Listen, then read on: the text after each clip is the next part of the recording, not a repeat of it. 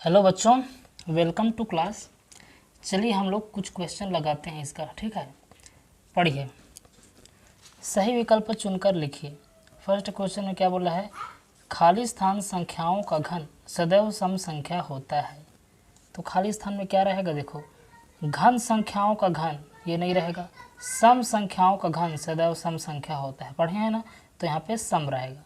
सम संख्याओं का घन सदैव सम होगा और विषम संख्याओं का घन सदैव क्या होगा? विषम होगा। ठीक है, आगे देखो। आगे क्या बोला? वर्गमूल का संकेत खाली स्थान है। इसमें वर्गमूल का संकेत कौन सा है? ये तो ब्रैकेट का है, तो बराबर का है। ये जो है बराबर नहीं का है, ये है वर्गमूल का चिन्ह, है कि नहीं?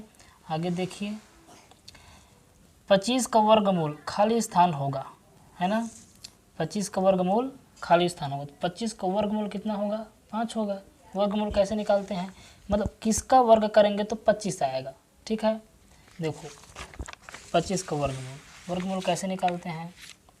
स्क्वायर रूट 25 है तो 25 का हम लोग वर्गमूल ऐसे निकालते हैं, है कि नहीं? तो देखो, सबसे पहले क्या करेंगे? इसका प्राइम फैक्टर करेंगे, अभाज्य गुणनखंड। अभाज्य गुणनखंड करेंगे, ठीक है? यहाँ पे कर लेना अभाज्य गुणनखंड। देखो साइड में, जैसे यहाँ पे 25 का अभाज्य गुणनखंड ऐसे करते हैं, 5 5 25, फिर 5 एकम 5, फिर ये जोड़ी बना, है कि नहीं?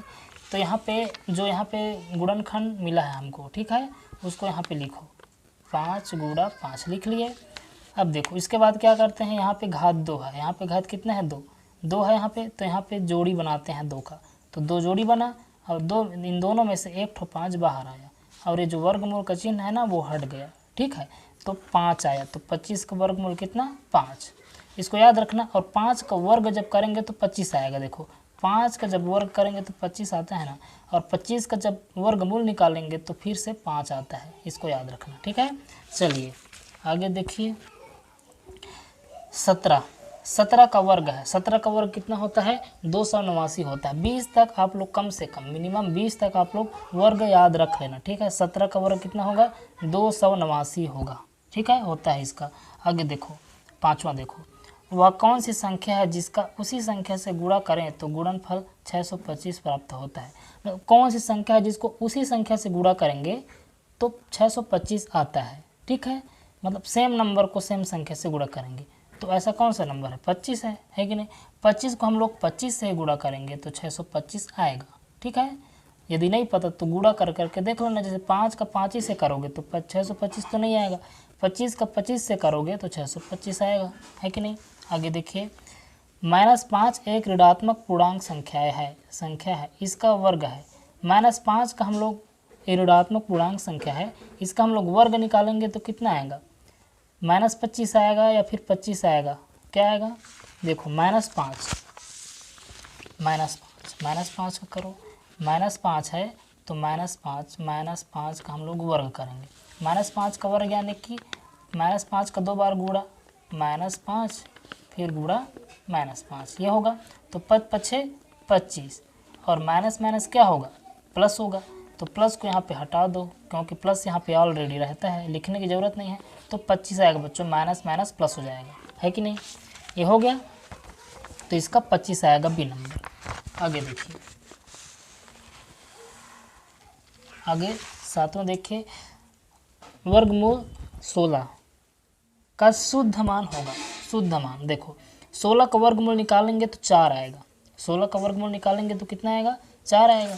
देखो यहाँ पे निकालते हैं 16 का वर्गमूल। 16 है, 16 का वर्गमूल निकालेंगे। इसका सबसे पहले अभाज्य गुणनखंड करो 16 का। 16 2 8 16, 2 चौका 2 2 4, 2 एकम 2, 4 ठो 2 आया। 4 ठो 2 को यहाँ पे लिखो, 1 2 3 4। अब 2 2 का जोड़ी बनाओ, क्योंकि यहाँ पे घात 2 है। 2 का जोड़ी बना, ये 2 का जोड़ी जो बना, इस 2 से जोड़ी में से 2 बाहर निकला, गुणा इस 2 के जोड़ी में से बाहर निकला 2। अब इस गुणा करो, 2 2 ने 4, तो 4 आया बच्चों।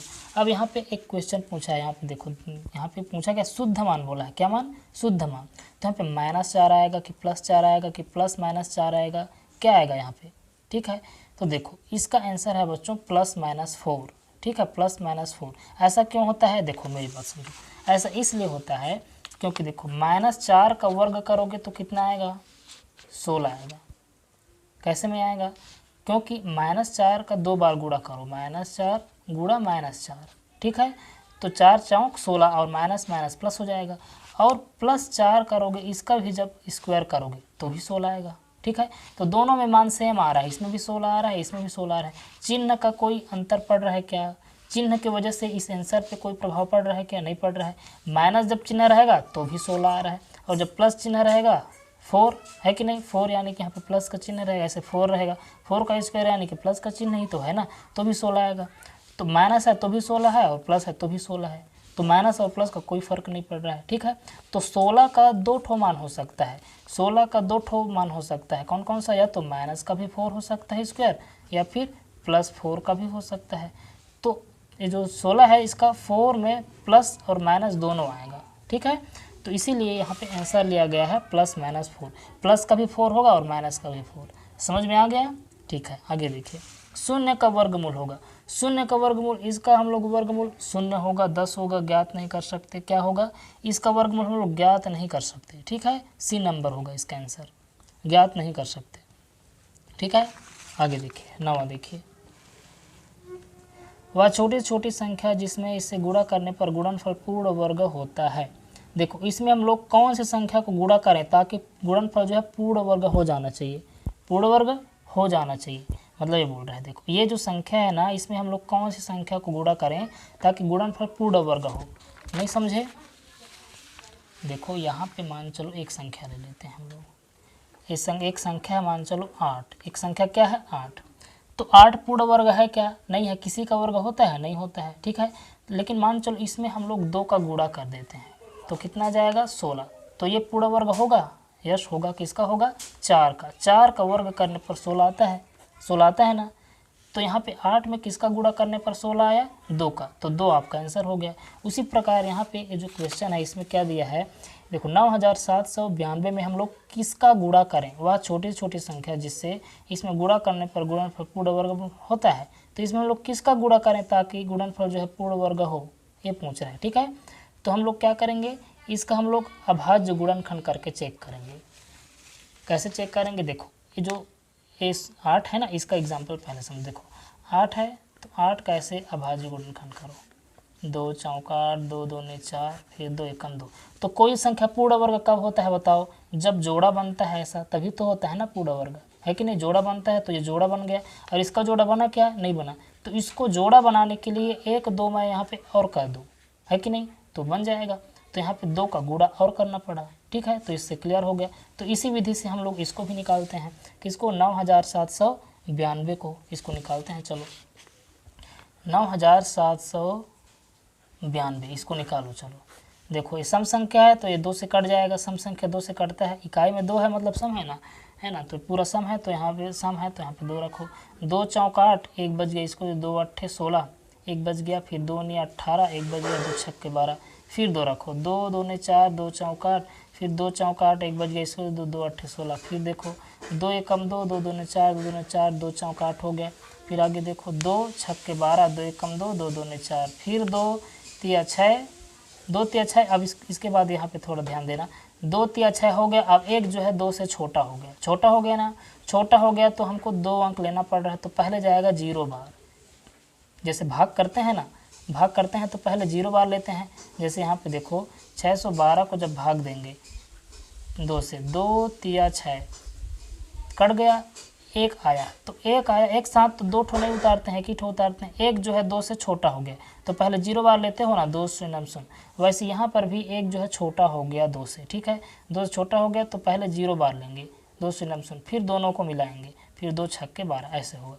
फिर 2 एकम 2, फिर 1 इधर गया, 2 5 6 10, 2 3 6, ये हो गया बच्चों। अब देखो यहाँ पे ये जो है 2 से नहीं कटेगा, 2 के बाद 2 से क्यों नहीं कटेगा? क्योंकि ये विषम संख्या हो गया, ऑड नंबर। क्योंकि इकाई में क्या है 3 है, 3 ऑड नंबर है तो मतलब पूरा ऑड नंबर बन गया है, विषम संख्या है कि नहीं। तो ये 2 से नहीं कटेगा। 2 के बाद किससे चेक करना है? 3 से चेक करना है। कोई संख्या 3 से कब कटता है, वो कब भाग होता है, पढ़े हो क्या? इसके अंकों को जोड़ते हैं, ठीक है। 153 है, 153 के अंकों को जोड़ो, कितना आ रहा है जोड़ो। 1 और 5 कितना? 6, 6 और 3 कितना होगा? 9 होगा। 9 आया, 9 जो है 3 के पहाड़ा में आता है क्या? आता है, बिल्कुल आता है। तो ये आया पहाड़ा में, मतलब ये जो 153 है 153 है, ये जो है 3 से कट जाएगा। 3 के लिए ऐसे चेक करते हैं बच्चों, ठीक है। अंकों को जोड़ के देखते हैं, लेकिन अंकों को जोड़ के देखें तो 9 आया ना, तो 9 को कटाना नहीं है, ये केवल चेक करने के लिए है, ठीक है। देखो 9 जो है 3 के पहाड़ में आता है, आया, मतलब ये 153 है, ये भी 3 से कटेगा, ठीक है। तो यहाँ पे 3 रखो, तो 3 5 6 15, 3 एकम 3, ठीक है। 51, ये 3 से कटेगा कि नहीं, फिर अंकों को जोड़ो, 5 और 1 कितना होगा, 6, 6 होगा, 6 3 के पहाड़ में आता है, तो ये 3 से कट जाएगा, तो 3 रखो। 3 एकम 3 हुआ, एक बार कटा, 2 बच गया, इसको दे दो, 21 हो गया। फिर उसके बाद 3 7 21, अब ये 17 है, 17 एकम 17, एक बार कट गया। देखो जोड़ी, देखो जोड़ी किसका किसका बन रहा है, इसका जोड़ी बन गया, इसका जोड़ी बन गया, इसका जोड़ी बन गया, है ना, इसका जोड़ी बन गया। 17 का जोड़ी बना क्या, नहीं बना। तो यहाँ पे यदि मैं 17 रख देता तो जोड़ी बनता कि नहीं बनता, तो यहाँ पे मैं 17 का गुणा करूँगा तभी आएगा ये, ठीक है। तो 17 का गुणा करने पर ये जो है, ये जो संख्या है ना, ये संख्या पूर्ण वर्ग संख्या बन जाएगा, ठीक है। इसमें 17 का गुणा करूँगा तो पूर्ण वर्ग संख्या बन जाएगा। तो 17 कहाँ है, देखो ऑप्शन में डी नंबर में है, तो ये आप लोगों का आंसर है बच्चों, ठीक है। आगे देखो, आगे 10वां देखो, विषम संख्या एक, विषम संख्या का वर्ग 1, विषम संख्या का वर्ग विषम संख्या होता है, पढ़े हम लोग। विषम संख्या का वर्ग 1 विषम संख्या होती है, तो ए ऑप्शन जो है सही है। सम संख्या होती है, ये नहीं है। अभाज्य संख्या होती है, उपयुक्त में से कोई नहीं हो सकती, बाकी 3 ऑप्शन गलत है। विषम संख्या का वर्ग हमेशा विषम संख्या होता है बच्चों, है कि नहीं। तो चलिए समझ में आ गया ना इतना, तो बाकी हम लोग नेक्स्ट वीडियो में हम लोग कवर करेंगे, ठीक है। चलिए, थैंक यू।